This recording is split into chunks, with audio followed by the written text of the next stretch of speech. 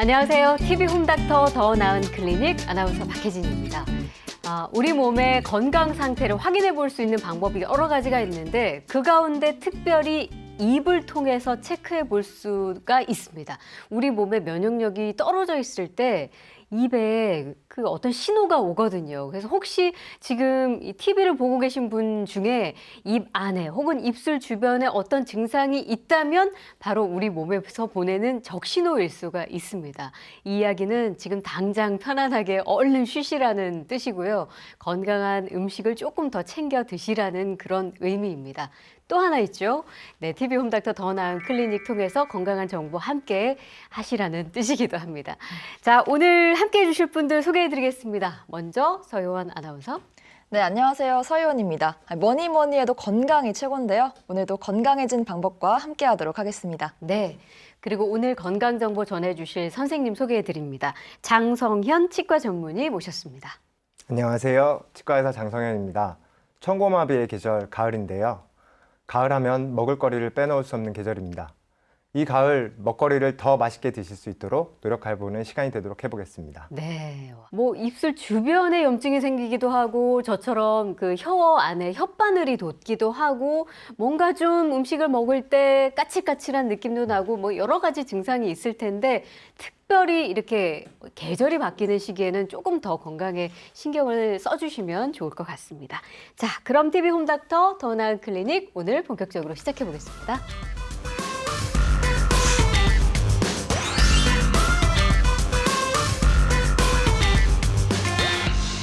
자, 오늘은 턱 관절에 대해서 이야기를 좀 해볼까 합니다. 저는 턱이 아파본 적이 아직 없어가지고 그래요? 오늘 주제 처음 듣고 턱이 아프면 어디로 가야지라는 생각이 가장 먼저 들더라고요. 그런 궁금증이 들 수 있을 것 같습니다. 그러니까 네. 턱 관절하면 관절 부위니까 우리가 이제 뭐 무릎 관절, 손목 관절 이런 데가 좀 아플 때 정형외과를 찾잖아요. 그래서 가장 먼저 정형외과를 떠오르시거나 뭔가 찌릿한 기분이 있어서 신경외과 가야 되는 거 아니야? 이런 생각 하실 텐데 사실 이 턱 관절은 치과를 가야 된다는 거죠. 그래서 오늘 선생님 모신 거잖아요. 네, 맞습니다. 네. 많은 분들이 관절 하시면 이제 정형외과를 많이 생각을 하시는데요. 정형외과에서 대다수의 관절을 보는 게 맞습니다. 하지만 얼굴에 있는 관절인 턱 관절은 단순히 뼈와 뼈가 만나는 관절이라는 것 외에 치아가 있는 교합이 관계된 관절입니다. 그렇기 때문에 턱 관절이 아프신 경우에는 치과를 방문하셔서 치료를 받으시는 게 좋고요. 만약에 심각한 질환이 있으신 경우에는 턱 관절을 위해서 구강내과라는 대학병원 과를 찾으시는 것도 더 좋습니다. 구강내과가 따로 있군요. 네, 맞습니다. 그러면 정확히 턱 관절 했을 때 어느 부위를 말하는 건지 그리고 이 턱 관절이 얼마나 중요한 역할을 하는지 좀 설명해 주세요. 턱 관절을 가지고 얘기하자면 예. 가장 쉽게 얘기를 드리면 말하기와 식사하기를 하는 관절이라고 얘기할 수 있습니다. 뭐 식사는 턱 관절을 움직여서 음식을 해서 벌려서 섭취를 하고 네. 그 후에 그걸 꼭꼭 씹어서 드시기 위해서 필요한 근육이고요. 또한 말하기를 위해서도 반드시 필요한 근육입니다. 제 생각에는 아마 네. 서유원 아나운서와 우리 박혜진 아나운서한테 가장 필요한 관절인 것 같은데 아를 못하면 발음을 하기가 쉽지 어렵죠. 않았어요. 네, 예. 입 벌리는 거는 네. 턱 관절과 관련이 있습니다. 네. 그 말씀해주신 것처럼 이 턱 관절은 말할 때 그리고 음식 먹을 때 많이 쓰다 보니까 문제가 생기면 참 곤란할 것 같아요. 어떤 경우를 턱 관절 장애라고 하나요? 턱 관절 장애를 이해하기 위해서는 턱 관절의 구조를 설명드릴 수밖에 없습니다. 네. 턱 관절의 구조를 이해하기 위해서는 우선은 위턱뼈와 아래턱뼈가 만나는 공간을 이해하셔야 됩니다. 위턱뼈 중에 움푹 들어간 공간이 있고요. 그 공간 밑에 아래턱뼈에 과두라고 하는 볼록 튀어나온 부분이 생깁니다. 그 부분이 두 개가 이렇게 만나서 두 개를 연결하게 되는데 이 뼈와 뼈가 만나서 움직이게 되면 마찰도 심하고 네. 염증이 쉽게 생길 수밖에 없습니다. 그래서 둘 사이에는 디스크라는 관절 원판이 존재하게 되고요. 그 관절 원판이 둘 사이를 부드럽게 움직일 수 있도록 도와줍니다. 그리고 이 관절 원판이 그냥 떠 있을 수가 없으니까 뒤에 있는 어떤 조직들, 인대라던가 원판 후 조직이라는 것들이 잡아주어서 턱 관절을 움직이게 도와줍니다. 그리고 이 턱 관절이라는 뼈가 그냥 공중에 떠서 움직일 수는 없으니까 그 턱 관절을 움직이기 위한 근육들이 존재합니다. 그 근육들이 크게 잡아서는 5가지 정도가 존재하고요. 쉽게 눈으로 볼 수 있는 근육은 우리 옆머리 옆쪽에 위치하는 측두근이라는 근육과 요 아래쪽에 존재하는 교근이라는 근육을 제일 쉽게 설명드릴 수가 있고요. 네. 이 근육들이 관여를 해서 같이 움직이는 것이 턱 관절입니다. 그래서 이 구조를 알고 계시면 앞으로 저희가 말씀드릴 턱 관절 질환이나 아니면 그거에 대한 예방법, 치료법 등에 대해서도 좀 더 쉽게 이해하실 수 있을 것 같습니다. 네. 소위 턱관절 질환 네. 혹은 턱관절 장애라고 하는 건 뭐 어떤 증상을 말하는 걸까요? 쉽게 얘기하자면 두 개로 나눠서 생각을 하면 쉽습니다. 방금 전에 말씀드린 뼈와 뼈가 만나는 구조인 턱 관절 부위, 네. 그리고 또 하나는 두 번째 말씀드린 그 주변을 둘러싼 근육들을 이해하시면 됩니다. 그러면 두 가지로 나눠서 관절 부위에 통증이 생기는 경우와 또 근육 부위에 통증이 생겨서 문제가 되는 경우로 나누어 생각을 하실 수 있습니다. 네. 이 턱관절에 생기는 염증에 대해서 한 번쯤은 들어본 것 같은데요. 이 턱관절염 어떤 질환인가요? 턱관절염이라는 거는 관절 부위에 염증이 생기는 경우입니다. 근데 관절은 뼈와 뼈가 만나고 그 사이에 원판이 있고 그 주변에 인대와 뒤를 잡아주는 관절 후 조직이 있는데요. 이 주변 조직 중에 관절 후 조직이나 아니면 인대 같은 부위에 염증이 생겨서 아프게 되는 것을 턱관절염이라고 볼 수 있습니다. 네. 그리고 심각한 경우로는 류마티스 관절염이 있는 경우에도 턱관절염이 생길 수가 있습니다. 아, 턱이 이렇게 중요합니다. 말할 때, 식사할 때 우리가 뭐 늘 하는 행동이기 때문에 그런 거죠. 그런데 왜 턱관절 질환이 생기게 되는 걸까요? 턱관절 질환이 생기는 가장 큰 이유는 관절과 근육에 통증이 생기는 건데요. 그 관절에 통증이 생기는 이유는 관절 내 압력이 증가하는 경우고요. 근육에 통증이 생기는 경우는 근육에 염증이 생기는 경우입니다. 그러면 왜 이런 염증들이나 통증이 생기게 되냐면 보통의 경우 한 4가지 정도로 나누어서 생각을 해볼 수가 있습니다. 첫 번째는 외상입니다. 외상은 자동차 사고나 뭐 갑작스러운 구타 등에 의해서 턱관절에 어마어마한 힘이 과해졌을 때 그로 인해서 턱관절 한쪽에 압력이 증가하게 되고 그로 인한 압력 증가로 염증이 생기는 경우를 들 수 있습니다. 두 번째는 이상 기능이라고 해서 원래 해야 되는 기능과 다른 기능을 우리 근육들이나 턱관절이 하게 되는 경우입니다. 그러면 쉽게 설명드리면 이갈이나 아니면 이악물개 같은 건데요.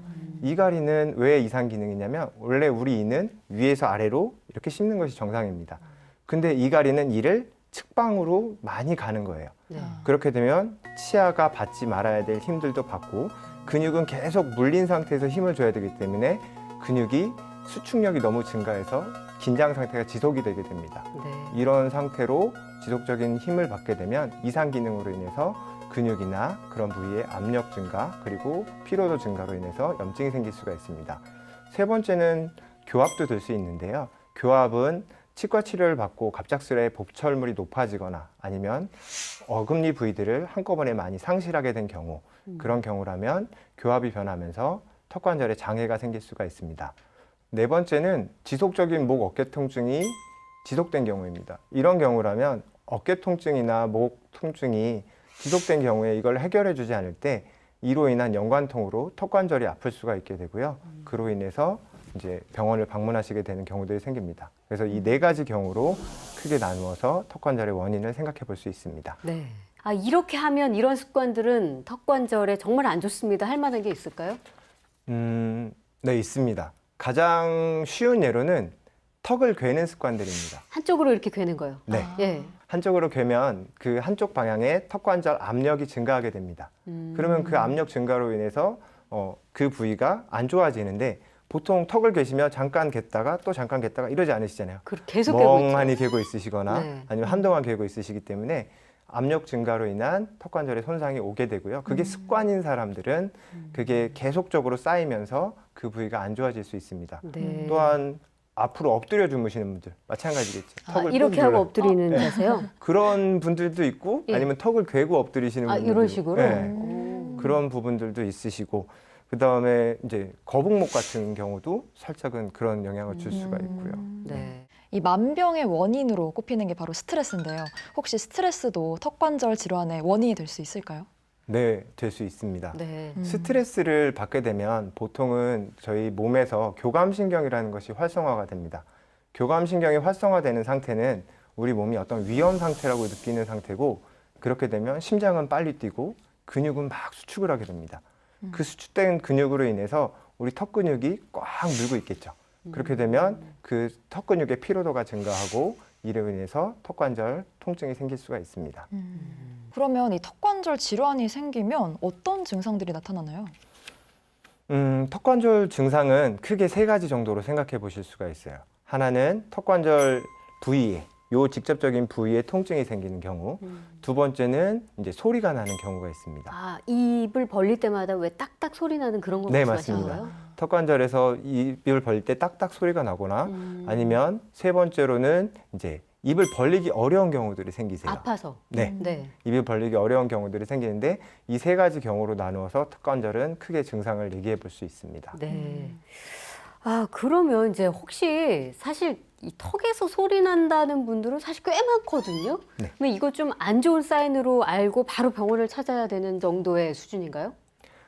턱관절에서 소리가 난다 그래서 무조건 바로 치료를 해야 됩니다. 하지는 않습니다.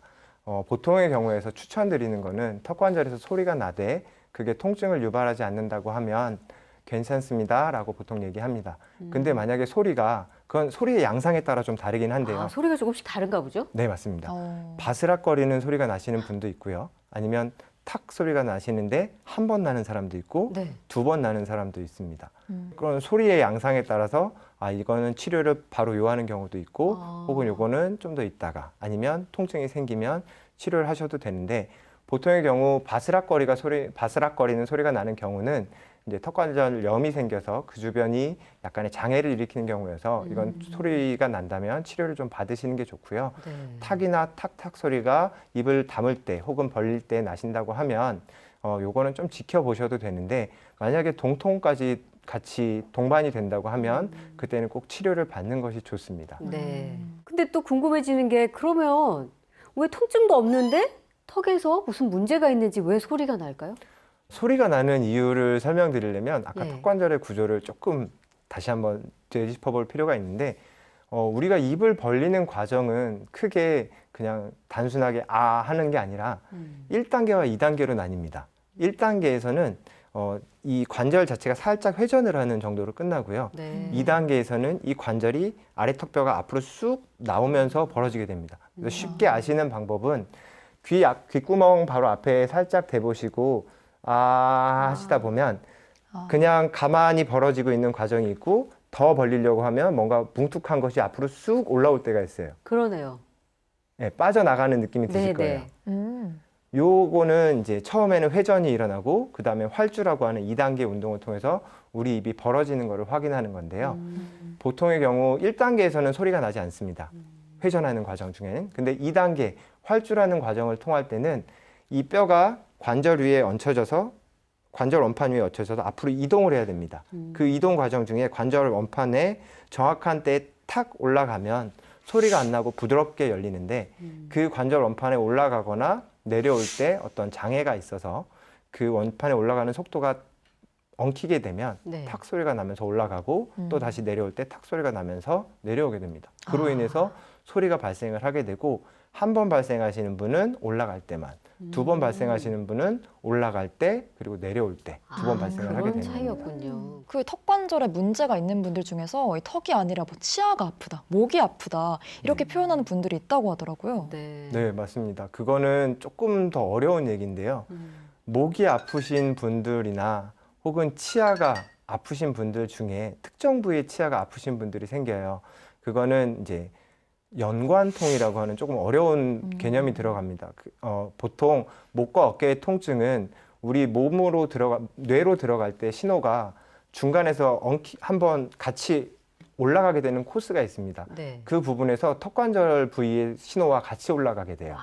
그러면 이제 목과 어깨에서 아파서 올라간 통증이 내가 이게 턱에서 올라온 통증인지 헷갈리게 됩니다. 네. 그리고 통증 전달 물질이 분비되는 과정 중에서도 오류가 생기게 되고 그러면 턱관절이 아픈 것처럼 느껴지기도 해요.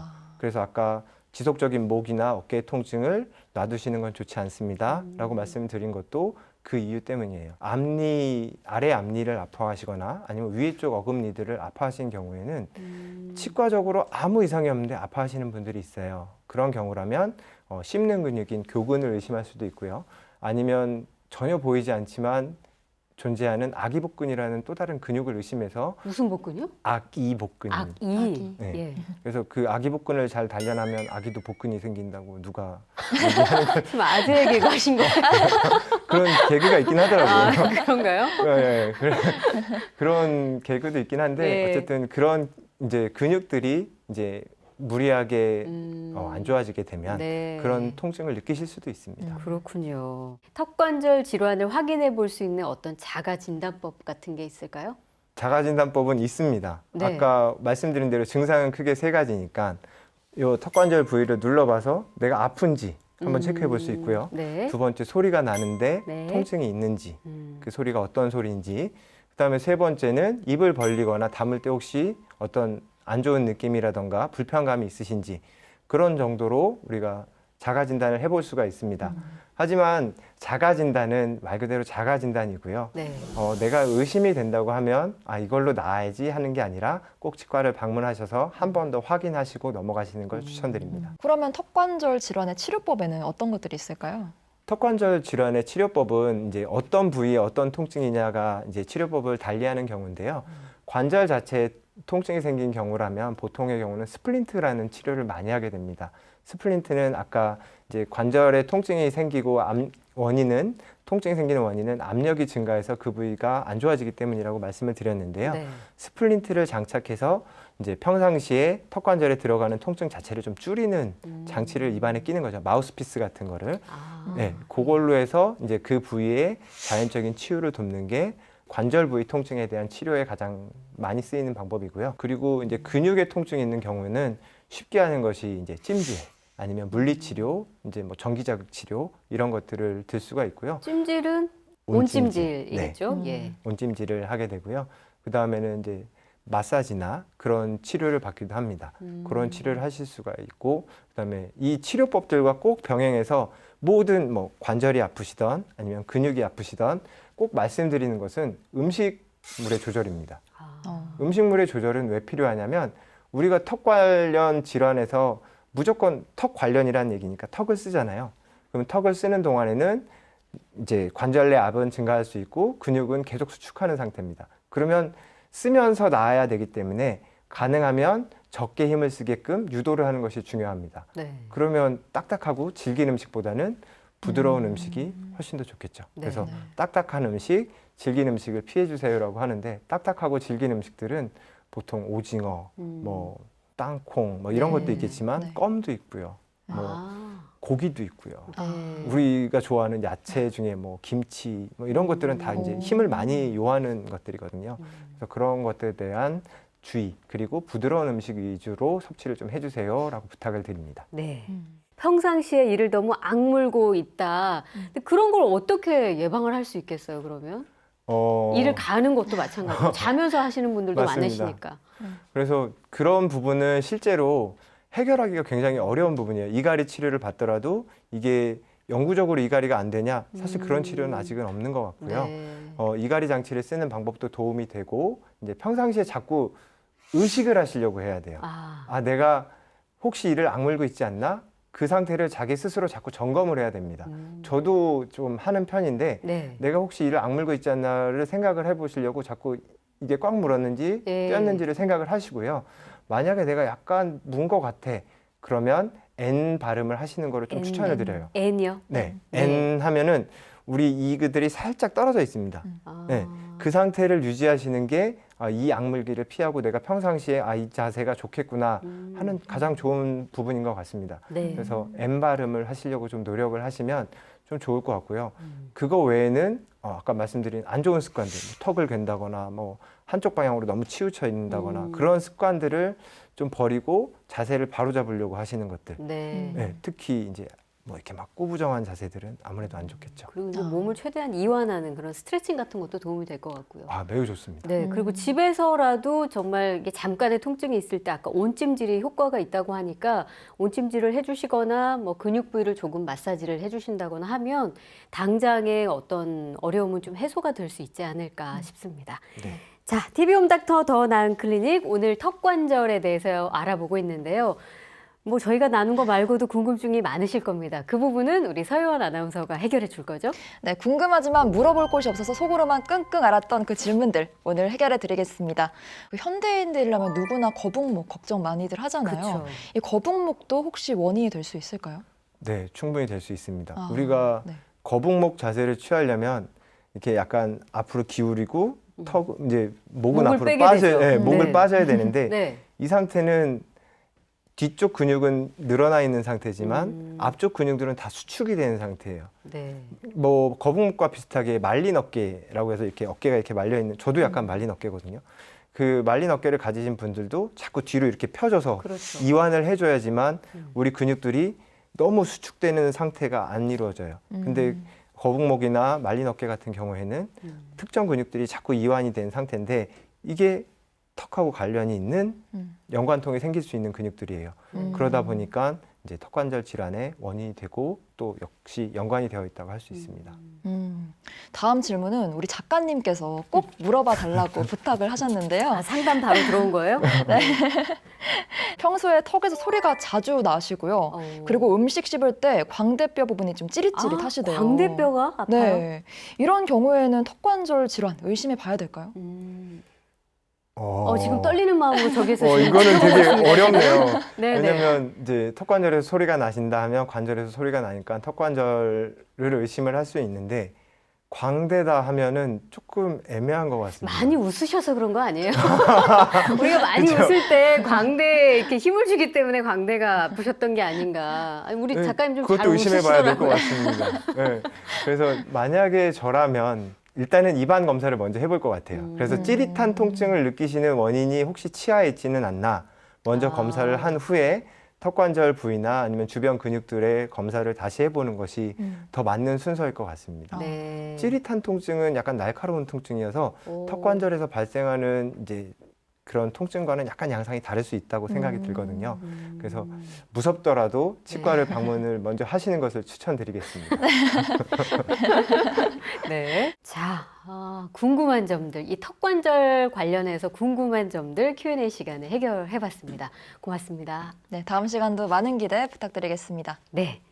자, TV 홈닥터 더 나은 클리닉 오늘 이 턱관절과 그 턱관절 질환에 대해서 한번 살펴봤습니다. 화면을 통해서 정리해 보겠습니다.